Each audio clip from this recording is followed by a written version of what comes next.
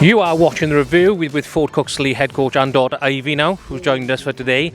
Foard, going to put it straight out there, a few questionable refereeing decisions there, I think, and being up in the gantry and watching there, a few things that could be kind of questioned on review. Yeah, we look at it.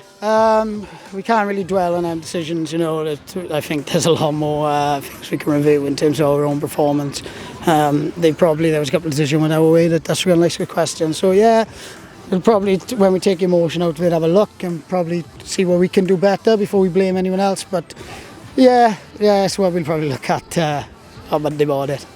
I see you were saying there were times when we think we just didn't kind of click on things, on passing and playing the game that we normally play. And then there's some times in the game that we kind of like really took control and we were leading. There was that period in the first half for 20 minutes we were kind of really pushing up on their half and really they couldn't really get past our line.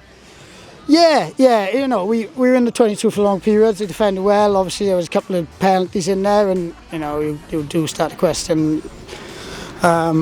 It could the yellow card be a consider, but again, like we'll look at our own selves. You know, we go for 3 points now. We concede 3 points straight away. So, you know, that's a bit of a downfall of us. We wanted to dominate in between the 15s in the middle, and we did on times. And when we did, we created the space on the edge which we wanted. So, you know, the game plan worked on times, and you know, I think in purple patches we were a far better side, but you know, they've come away with the points and the bonus point, and they're a very organised side and a good side, and we'll have to go back and lick our wounds really. I mean, you say organised there, obviously they sit on top of the Division 1 West Central at the moment, obviously pushing for that championship place, and I don't think it's a place they've been there before really, so it's all new to them as well. I mean, a couple of games they have played previously been in the lower league, so it could all turn around second half of the season. Do you think that's the same for us?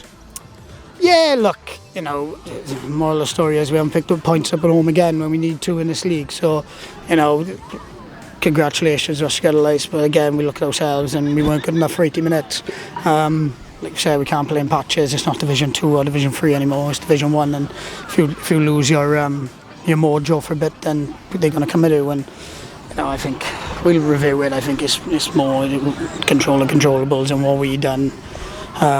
Which will be very disappointed. But you know, like I said, the last try, I just said to the boys, we want to, in terms of attack, we want to play with style. We want to play risky games. So we can't be frustrated when we make mistakes trying to play. So you know, that's what I just said to the boys. We want to be brave.